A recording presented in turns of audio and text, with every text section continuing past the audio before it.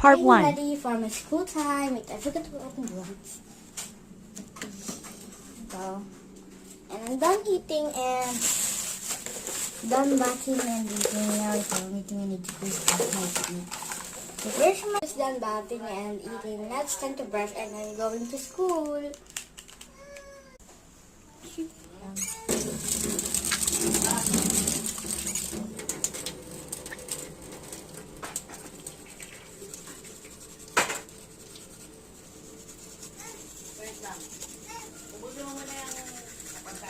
I just got my teeth out last night.